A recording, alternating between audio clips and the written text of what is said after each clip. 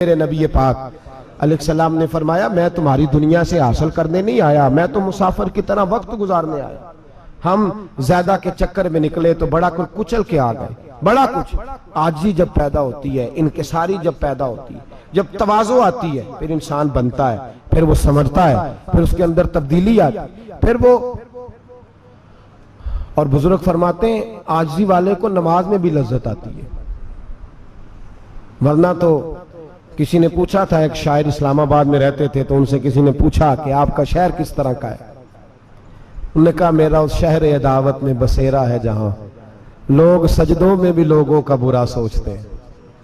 میرا اس شہر عداوت میں بسیرا ہے جہاں لوگ سجدوں میں بھی لوگوں کا، نماز پڑھتے ہوئے کہتے ہیں دیکھو کتنی بو آ رہی ہے اس سے، کپڑے نہیں بدل کے آیا، نماز پڑھتے ہوئے بھی ساتھ والے کے بارے میں برا سوچ رہے ہیں۔ جب آجی سید احمد کبیر رفائی رحمت اللہ تعالی علیہ، یہ سلسلہ رفائیہ کے شیخ ہیں، اعلیٰ حضرت رحمت اللہ علیہ نے ان کی بڑی تعریف لکھی ہے فتاوی رضویہ میں۔ مصر کے اندر سلسلہ رفائیہ اور شاذلیہ بہت سارے لوگ اس سلسلے میں مرید ہیں۔ سید احمد کبیر رفائی اتنے بڑے صوفی تھے کہ میرے مصطفیٰ کریم صلی اللہ علیہ وسلم کے روضے پر حاضری دینے گئے، نبی پاک کی بارگاہ میں دعا کریں اللہ ہم سب کو وہاں حاضری نصیب فرمائے، اللہ ہم سب کو بار بار یہ موقع عطا فرمائے۔ سید احمد کبیر رفائی حاضری دینے گئے تو جب نبی پاک کے گنبد پہ پہنچے تو کہنے لگے یا رسول اللہ میں قبر دیکھنے نہیں آیا، میں تو دیدار کرنے آیا۔ حضور یہ تو زیارت میں کرتا رہتا تھا، دیدار کرنے آیا۔ یہ کہہ کے رونے لگے، اتنی دیر روئے کہ میرے مصطفیٰ کریم نے اپنا دست مبارک قبر سے باہر نکال دیا، ہاتھ مبارک باہر آیا، 10,000 لوگوں نے دیکھا۔ کتنے لوگوں نے؟ اب یہاں بھی لوگوں کو شک ہوگا جی کیسے باہر آیا، تو بخاری سنا دیتا ہوں مسئلہ ذرا حل ہو جائے۔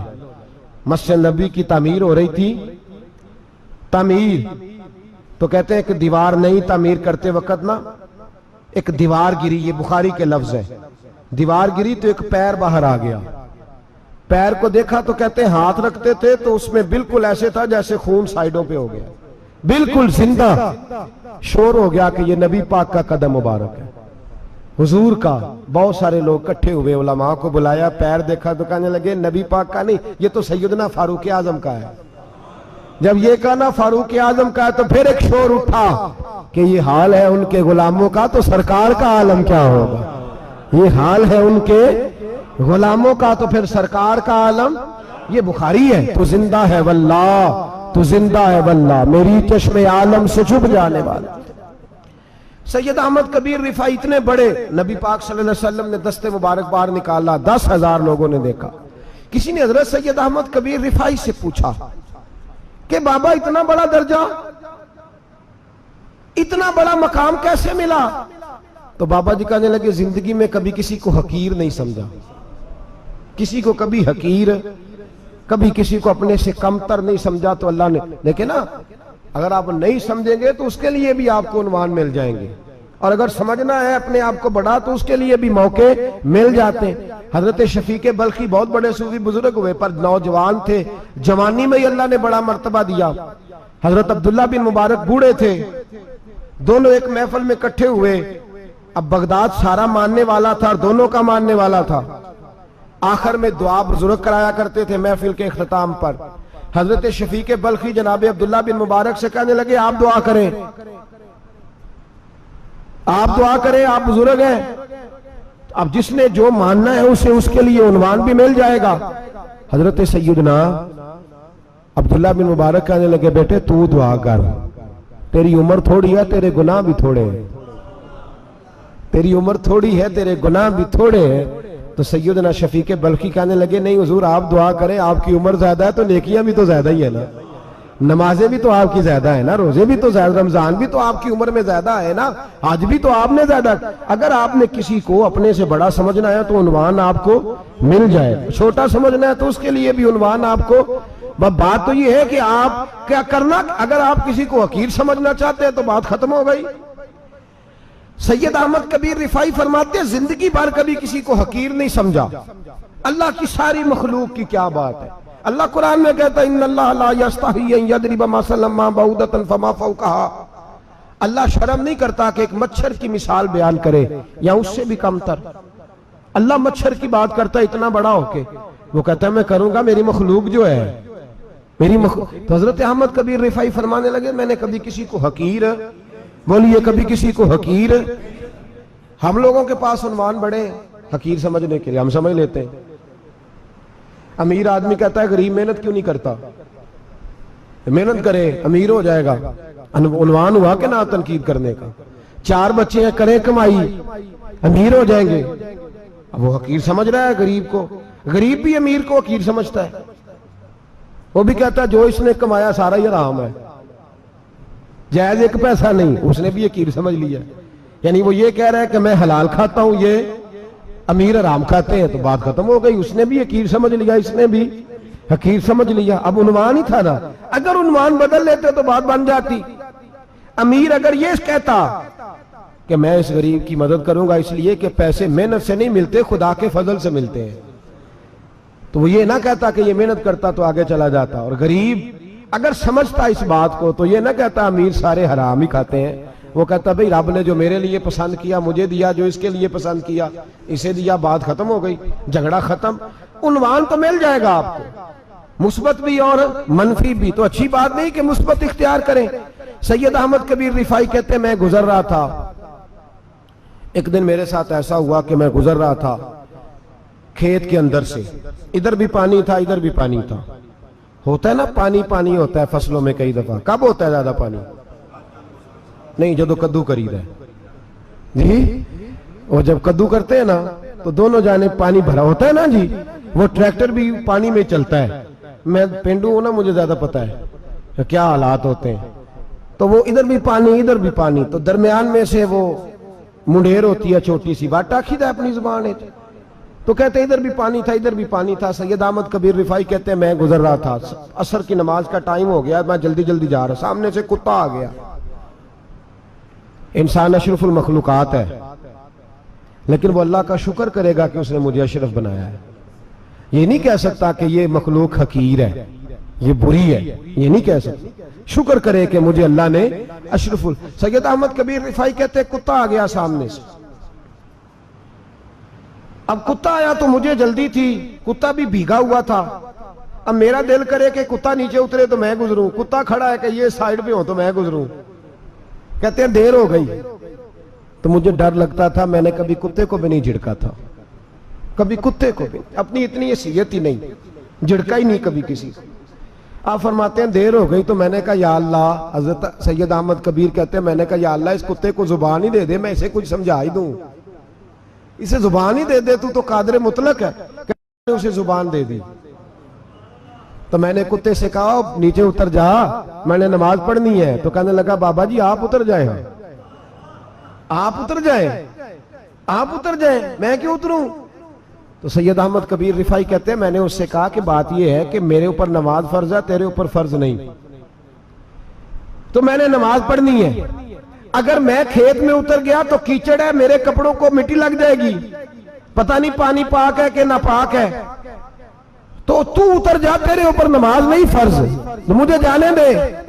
تو سید احمد کبیر رفاعی کہتے ہیں اس نے ایسی بات کی کہ میرے اوپر وجد طاری ہو گیا، کتے نے بات کی تو میں کانپنے لگا، راتی جاگے شیخ صداویں، راتی جاگ دے کتے تیتھوں اتے، مالک دا در مول نہ چھڑ دے، پاویں مارو 100 جتے تیتھوں اتے، او ایک برکی دا قدر پچھانن، پاویں مالک ہو من ستے تیتھوں اتے، رکھا سکھا کھا دنے جار رکھاں وچ ستے تے تیتھوں اتے، اٹھ بلیا چل یار منا لے نہیں تے بازی لے گئے نہیں کتے، اٹھ بلیا چل یار منا لے نہیں تے بازی لے گئے کتے، تے تیتھوں اتے۔ سید احمد کبیر رفاعی کہتے ہیں وہ مجھے کہنے لگا آپ اتر جائیں، تو میں نے کہا بھائی میرے اوپر نماز فرض ہے، تیرے اوپر فرض نہیں، تو اتر جا، میرے کپڑے آلودہ ہو جائیں گے تو کیا کروں گا؟ تو کہتے ہیں اس نے بات کی تو میں گھبرا گیا اور چھلانگ لگا کے میں کھیت میں اتر گیا، مجھے کہنے لگا بابا جی کپڑے اگر آپ کے کیچڑ سے آلودہ ہو گئے تو پانی سے صاف ہو جائیں گے، اور اگر مجھے حقیر جان کے آپ کا دل آلودہ ہو گیا تو 7 سمندروں سے بھی صاف نہیں ہوگا، کپڑے پانی سے دھل جائیں گے، اور دل اگر تکبر سے آلودہ ہوا تو 7 سمندروں سے بھی صحیح ہو سکتا نہ۔ حقیر نہیں جاننا، نہ مولوی کو، نہ صوفی کو، نہ درویش کو، نہ کھیت میں کام کرنے والے کو، نہ پٹھے پہ مزدوری کرنے والے کو، نہ گاڑی کا شیشہ صاف کرنے والے کو، نہ تیل ڈالنے والے کو، نہ کسی کو حقیر نہ جان، نہ کسی کے حال پہ طنز کر، نہ کسی کے غم کا مذاق اڑا، وہ جسے چاہے جیسا نواز دے۔ یہ مزاج لطف رسول ہے۔ نہ کوئی آیا لے کے چلا گیا، کوئی عمر بھر بھی نہ پا سکا، میرے مولا تجھ سے گلا نہیں، یہ تو اپنا اپنا نصیب ہے۔ بھائی حقیر نہیں جاننا۔ سید احمد کبیر رفاعی فرماتے ہیں وہ کتا تو گزر گیا، میں دوڑا گھر گیا، جا کے میں نے غسل کیا، کپڑے بدلے۔ فرماتے ہیں پہلے بھی میں اثر پڑتا تھا، پر آج جب نماز پڑھی تو بڑا ہی مزہ آیا۔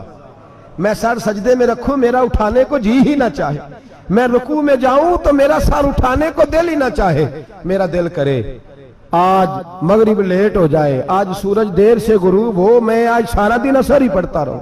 بھائی جب تو عاجزی والی پڑھتا ہے، جب تو انکساری والی پڑھتا ہے، جب تو حضرت سیدنا معاویہ بن خطیج رضی ایک حضرت معاویہ بن سفیان ہے، ایک معاویہ بن خطیج صحابی ہیں، وہ کہتے ہیں میں جنگ فتح کر کے آیا تو سخت گرمی کا موسم تھا، مجھے پتا تھا کہ عمر فاروق دوپہر کو آرام کر رہے ہوں گے۔ آپ فرماتے ہیں میں مسجد نبی میں بیٹھ گیا، ایک بچی جناب عمر کے گھر سے نکلی تو مجھے کہنے لگی معاویہ آپ کا نام ہے؟ میں نے کہا ہاں۔ اندر جا کے جناب عمر کو بتایا تو عمر دوڑے آئے، اور جب آئے تو سر پہ ٹوپی کوئی نہیں، پیروں میں جوتا کوئی نہیں۔ کہنے لگے میں تیرا انتظار کر رہا تھا، آج مجھے امید تھی تو آئے گا، تو نے بتایا کیوں نہیں؟ تو میں نے کہا حضور مجھے پتا ہے رات ساری آپ چہرے پہ کپڑا ڈال کے مدینے کی گلیوں میں رہتے ہیں، تو دوپہر کو آپ آرام کرتے ہوں گے، اس لیے میں نے کوشش کی کہ آپ کو بیدار نہ کروں، آپ آرام کر رہے ہوں گے، اس لیے یہ میں نے کوشش کی کہ میں بیٹھتا ہوں مسجد میں آرام کرتا ہوں، جب آپ آئیں گے تو دیکھی جائے گی۔ حضرت عمر فاروق نے جلال کیا، فرمایا تو مجھے غافل سمجھتا ہے کہ میں سو جاؤں گا؟ اور آپ فرمانے لگے میں قوم کا خادم ہوں، جس کی اتنی زیادہ رعایا ہو وہ سو جائے چپ کر کے، میں نے جواب نہیں دینا اللہ کی بارگاہ میں؟ فرمایا میرے امیروں کی طرح سونے جاگنے کے وقت مقرر نہیں، میں قوم کا خادم ہوں، جس وقت بھی آیا کرو مجھے جگا لیا کرو، مجھے قبر میں جا کے خدا کو بھی جواب دینا ہے، محمد مصطفیٰ کو بھی جواب دینا ہے۔ میرے بھائی یاد رکھیں جب یہ چیزیں پیدا، اور پھر ہم نے ان تکلفات میں نے کئی دفعہ یہ بات بیان کی ہے، اب تو لوگ رشتے کرتے ہیں تو ڈی سی کالونی میں کرائے کا مکان خریدتے ہیں، 2-4 غیروں کی گاڑیاں منگا کے دروازے کے آگے کھڑا کرتے ہیں، رشتہ ہو جاتا ہے بڑا گھر دیکھ کے، اور جب شادی کے چوتھے دن پتہ چلتا ہے کہ یہ کرائے کا مکان تھا، تو رشتے مکانوں پہ قائم نہیں ہوتے، اعتبار پہ قائم ہوتے ہیں۔ وہ اعتبار ٹوٹتا ہے تو زندگی بھر قائم نہیں ہوتا دوبارہ۔ جو آپ ہیں آپ وہی رہیں، جو آپ نہیں ہیں وہ کبھی بننے کی کوشش نہ کریں۔ اور میرے عزیز یہ بھی یاد رکھیں عاجزی آپ کو سوار دے گی، اور ویسے بھی ہم اللہ کے حضور جانے والے ہیں، اگر پردوں میں چھپ کے چلے جائیں گے تو بچ جائیں گے، اور اگر ہم اپنا آپ دکھاتے ہی رہیں، ساری زندگی اسی چکر میں رہیں کہ مجھے بھی پوچھو، مجھ سے بھی مشاورت کرو، میری بھی بات سنو، تو یہ انا کی دوڑ تو ختم ہی نہیں ہوتی۔ ہرس صرف پیسے کی نہیں ہوتی، ہرس ہوس شہرت کی بھی ہوتی ہے، اور نبی پاک صلی اللہ علیہ وسلم نے اس کو بھی بیان فرمایا ہے کہ یہ جو تیرے اندر چیز پیدا ہوتی ہے نا، میں جانا جاؤں پہچانا جاؤں، اس سے بھی اپنے آپ کو بچا۔ صحابہ کے بعد جس شخص کی خلافت سب سے مضبوط ہوئی وہ حضرت عمر بن عبدالعزیز تھے، اتنی بہترین خلافت کی کہ لوگوں کو حضرت عمر کا زمانہ یاد آ گیا۔ حضرت عمر بن عبدالعزیز عراق میں رہنے والی ایک عورت تھی، اس عورت کا خامد فوت ہو گیا تو 5 بچیاں یتیم تھی، وہ عراق سے چلی اور جناب عمر بن عبدالعزیز کے پاس آئی کہ آپ میری بچیوں کا وظیفہ لگا دیں۔ وہ کہتی ہے جب میں پہنچی نا یہاں تو اب تو استقبال، آنا جانا بڑے معاملات ہیں، اب تو بچی کی برات آئے اور 5 7 10 20 لوگ دروازے پہ کھڑے نہ ہوں تو برات ناراض ہو جاتی ہے، کہتے ہمارا استقبال ہی کسی نے نہیں کیا۔ تو استقبال تو اب اس طرح ہے جس طرح نشہ نہیں ہوتا، یہ استقبال کی حالت ہے، امیروں سے لے کے غریبوں تک، مجھے پوچھا ہی نہیں کسی نے، کرسی نہیں دی، آگے نہیں بٹھایا، یہ والا معاملہ ہے۔ اور میں میری طرح کے لوگ نیک لوگوں کی بات نہیں کرتا، اب تو ہم دیکھتے ہیں فلاں مولانا کا استقبال ہو رہا ہے، فلاں کے لیے لوگ کھڑے ہو رہے ہیں، نعرے لگ رہے ہیں، اور اب تو میں دیکھتا ہوں ایسے ایسے ہاتھ لہراتے ہیں صوفی اور درویش کہلانے والے، جیسے سیاسی لیڈر لہرایا کرتے ہیں۔ یہ کیا طریقہ ہوا؟ یہ کون سا طرز زندگی؟ میرے نبی پاک صلی اللہ علیہ وسلم نے فرمایا جو خواہش کرے کہ میں آؤں اور لوگ کھڑے ہوں وہ تو جہنمی ہے، تو دوزخی ہے۔ سارے وہی طریقے ہمیں اختیار کرتے جا رہے ہیں، وہی پروٹوکول ہے ہر جگہ۔ وہ لوگ جن کے دروازے کھلے ہونے چاہیے تھے وہاں بھی ہر وقت کے لیے معاملات طے ہو گئے۔ یاد رکھیں میرے نبی پاک علیہ الصلوۃ والسلام نے جو تعلیمات دی، حضرت عمر بن عبدالعزیز رحمت اللہ تعالی علیہ، عورت کہتی ہے میں پہنچ گئی، میں نے لوگوں سے پوچھا گھر کہاں ہے، تو کہا وہ جہاں بوری لٹک رہی ہے نا باہر ٹاٹ کا پردہ لگا ہوا ہے وہ حضرت عمر بن عبدالعزیز کا گھر ہے۔ کہتی ہے میں دروازے پہ دستک دی، ایک عورت نے دروازہ کھولا تو مجھے بی بی جان کے اندر بلایا، تو ان کے گھر کے اندر جب میں داخل ہوئی تو بڑا سارا سین تھا، ایک جانب کنواں لگا تھا، ایک طرف ایک بڑا درخت تھا، اور ایک چھوٹا سا بنائی ہوئی تھی جگہ برتن دھونے کے لیے، اور بی بی نا برتنوں کو مٹی لگا کے صابن لگا کے بیٹھی ہوئی تھی، کام کر رہی تھی وہ عورت۔ مجھے اس نے درخت کے نیچے بٹھایا، پانی پلایا۔ کیسے آئی ہو؟ میں نے کہا امیر المومنین سے ملنا ہے۔ کہنے لگی بیٹھو تھوڑی دیر میں آ جاتے۔ کہتی تھوڑی، میں نے سمجھا گھر کی کوئی ملازمہ ہے، میں بیٹھ گئی۔ تھوڑی دیر گزری، پھر دستک ہوئی، اس بی بی نے اٹھ کے دروازہ کھولا تو جب وہ شخص اندر آئے تو کہنے لگی بڑی دیر سے برتنوں کو صابن لگا کے بیٹھی ہوں، کہاں رہ گئے تھے؟ کہتی ہیں وہ صاحب کہنے لگے بس ذرا مصروف ہو گیا تھا، دوڑے گئے کنویں سے پانی نکالا، بی بی کو دیا، اس نے برتن دھوئے۔ کہتی ہے پھر تھوڑا سا سرکہ اور ایک رات کی روٹی وہ لائی، اس شخص نے کھائی۔ میں نے کہا کہ یہ دونوں گھر کے ملازم ہیں، میاں بیوی کام کرتے ہیں۔ جب وہ کھانا کھا چکے تو وہ عورت میرے پاس آئی، کہنے لگی اٹھ کے مل لو امیر المومنین سے۔ میں نے کہا کون امیر المومنین؟ تو کہنے لگی کب سے تو آئے ہیں، یہ جس نے کنویں سے پانی نکالا یہی مسلمانوں کا امیر ہے، اور یہ جس نے درخت کے نیچے بیٹھ کے سرکے سے روٹی کھائی ہے یہی ہے۔ یہ فرشتوں کی داستان نہیں، یہ وہ لوگ ہیں۔ میں رات کو بھی کہہ رہا تھا ایک جگہ پہ کہ یہ لوگ جو ہے نا جن کا آپ روز شکوہ کرتے ہیں حکومتیں بڑی خراب ہیں، یہ کوئی نہیں خراب، بالکل خراب نہیں۔ جتنے سیاسی لیڈر ہیں سارے صحیح ہیں، خراب وہ لوگ ہیں جو انہیں ووٹ دے کے لیڈر بناتے ہیں، بالکل خراب نہیں۔ میں تو ان کے حق میں ہوتا جا رہا ہوں۔ ناراض ہو گئے نا آپ لوگ؟ اللہ کرے تسی ہو جاؤ تو اگلے الیکشن سے سیانے بھی ہو جاؤ، آمین تو کہہ دیں۔ میں نے کوئی مشورہ نہیں دینا، اس لیے کہ میری نظر میں کوئی ایسا شخص نہیں جس کے لیے میں آپ سے کہہ سکوں کہ ووٹ دیں، اور ہم تو ایسی بات کریں تو کئی لوگ ناراض ہو کے چلے جاتے ہیں، لیکن کوئی پرواہ نہیں، اس لیے کہ یہ دین میرے نبی پاک کا دین صرف مسجد کا دین نہیں۔ انشاءاللہ آئندہ جمعہ نظریہ پاکستان بیان کروں گا اور بتاؤں گا کہ پاکستان کا مطلب کیا، لا الہ الا اللہ محمد الرسول اللہ صلی اللہ علیہ وسلم۔ حضور کا جو قرآن نافذ ہوگا مسجد میں، وہ قرآن کچہری میں بھی نافذ ہوگا انشاءاللہ، اور وہ قرآن نافذ ہونے آیا ہے، اسمبلیوں میں وہی قرآن نافذ ہوگا انشاءاللہ، اور یہی چراغ جلے گا تو روشنی ہوگی۔ بیان کریں گے اور ڈٹ کے بیان کریں گے، آپ کو بتائیں گے۔ بات جو بات سمجھا رہا ہوں فی الوقت وہ سمجھے، مجرم وہ نہیں جو بڑا بن کے لوٹتا ہے، مجرم وہ ہے جو اس کو سپورٹ کرتا ہے، جس نے اسے بڑا بنایا ہے۔ یہ یاد رکھ لیں، ہماری کوئی بچت نہیں ہوگی، ہم سے پوچھا جائے گا، ہم سارے کچہری میں کھڑے ہوں گے، اللہ سوال کرے گا کہ تم بتاؤ تم ان کے مددگار کیوں بنے تھے، تم سپورٹ کیوں کرتے تھے، یہ پوچھا جائے گا اور ہم نے جواب دینا ہے۔ بہرحال عام دام برسر مطلب جناب عمر بن عبدالعزیز رحمت اللہ علیہ کے وہ بی بی گئی تو کہنے لگی کہ یہ امیر المومنین نے کہا، وہ اٹھ کے حاضر ہوئی، کہا حضور میں عراق سے آئی ہوں، میرا خامند فوت ہو گیا، میری 5 بیٹیاں ہیں، وظیفہ لگا دے۔ وہ بی بی کہتی ہے میرا دل تھا کہ یتیم بچیوں کا 100 دینار سال کا لگا دیں گے تو بڑی بات ہے۔ کہتی ہیں جب میں ان کے پاس گئی تو حضرت عمر بن عبدالعزیز کو بتایا تو وہ رونے لگ گئے اور مجھ سے معافیاں مانگنے لگے۔ میں نے کہا حضور آپ کیوں معافی مانگتے ہیں؟ تو کہنے لگے اس لیے معافی مانگ رہا ہوں کہ تو میری رعایا میں تھی اور تیری 5 بچیاں یتیم تھی، تجھے خود چل کے آنا پڑا ہے، میرا کام تھا تیری خبر لیتا، معاف کر دے اللہ کی رضا کے لیے۔ انہوں نے وظیفہ لکھنا شروع کیا تو میری ایک بچی کا 1000 دینار سال کا لکھا۔ میں نے کہا اللہ تیرا شکر ہے۔ پھر دوسری بچی کا 1000 لکھا تو میں نے کہا اللہ تیرا شکر ہے۔ تیسری کا 1000، چوتھی میں نے کہا شکر ہے۔ جب چوتھی کا لکھا تو میں نے کہا اللہ آپ کا اقبال بلند کرے، اللہ آپ کو ہمیشہ اسی طرح پھلتا پھولتا رکھے۔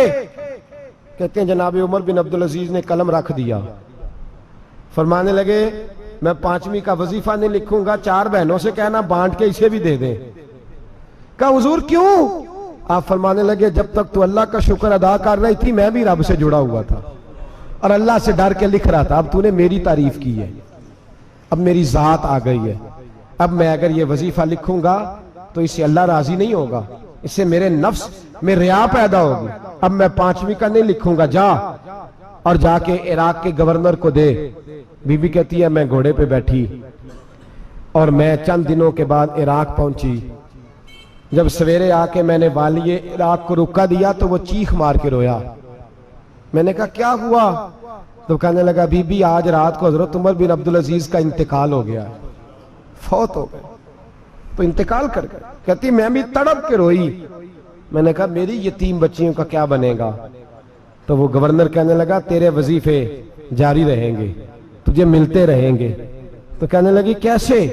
کہنے لگا میں اگر تو گورنر رہا تو تیرا وظیفہ جاری رہے گا، اور اگر گورنری سے اتر بھی گیا تو میں ذاتی طور پہ مالدار ہوں، پھر بھی تیری بچیوں کے ماہانہ پیسے پہنچتے رہیں گے۔ میں نے کہا تو کیوں دے گا؟ کہتی ہے وہ رو پڑا۔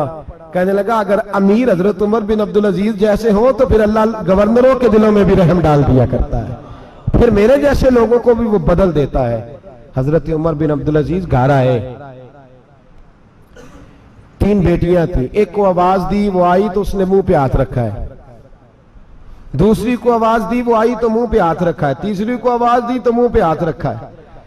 آپ نے اپنی بیوی سے کہا کہ یہ بچیاں منہ پہ ہاتھ کیوں تینوں نے رکھا ہوا ہے، کیا بات ہے؟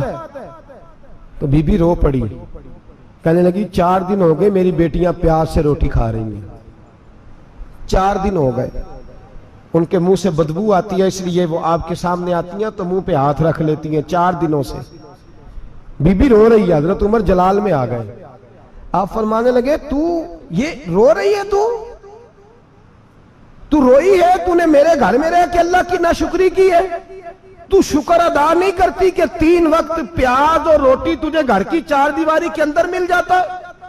رو رہی ہے، اور میں آ میرے ساتھ باہر نکل، تجھے وہ لوگ دکھاؤں جو جھونپڑیوں میں رہتے ہیں اور مانگ کے کھاتے ہیں، آ تجھے دکھاؤں۔ اتنی ناشکری کہ گھر کے اندر پیاز پہنچ رہا ہے، روٹی پہنچ رہی ہے، اور تو کہتی ہے میری بیٹیاں پیاز سے کھاتی ہیں، شکر کر فاقے نہیں کاٹنے پڑے۔ پھر اگلے لفظ کہے تو رو پڑے۔ فرمانے لگے میں نے تو مصطفیٰ کے وہ حالات بھی سنے ہیں جس میں کئی دن بی بی فاطمہ نے فاقے کیے، تو گھر کے اندر پیاز پہنچ رہا ہے، تو ابھی بھی سادگی، عاجزی اور قناعت نعمت تھی ان لوگوں کی۔ ہمارے ہاں روز شکوا ہے، کس بات کا؟ گاڑی کوئی نہیں، روز رونا ہے، کس بات کا؟ بنگلہ کوئی نہیں، روز رونا ہے، کس بات کا؟ بینک بیلنس کوئی نہیں، 10 جوڑے کیوں نہیں عید پہ آئے؟ اور یہ صرف عورتوں کا مسئلہ نہیں، ہمارے اندر بھی یہ بات بدرجہ اولا، ہم روز اپنے آپ کو مسکین کہتے ہیں، غریب کہتے ہیں، لاچار کہتے ہیں، مجبور کہتے ہیں۔ کبھی دیکھو وہ جو جھونپڑیوں میں رہتے ہیں، کبھی پلٹ کے دیکھو لوگوں کی طرف جو پیدا ہوئے تو آنکھیں کوئی نہیں تھی، ہاتھ کوئی نہیں تھے، پیر کوئی نہیں تھے، وہ دیکھو جو پیدا ہوئے تو سر پہ باپ کا سایہ کوئی نہیں تھا، کیسے کیسے لوگ وقت گزار رہے ہیں۔ ہم روز آ کے کہتے ہیں کاروبار ٹھنڈا ہو گیا، حالات بڑے خراب ہو گئے، ہم بڑے مجبور۔ کیا ہو گیا صاحب؟ اللہ کے دن ہے، سارے اللہ کے دن ہے، وصل اچھا ہے نہ فراق اچھا ہے، یار جس حال میں رکھے وہی حال اچھا ہے۔ بس اپنے آپ کو مطمئن کریں، عاجزی، انکساری، قناعت، سادگی، اس کو اپنی زندگی کا حصہ بنائیں، اللہ دولت سکون عطا کر دے گا۔ آخر دعوانا ان الحمدللہ رب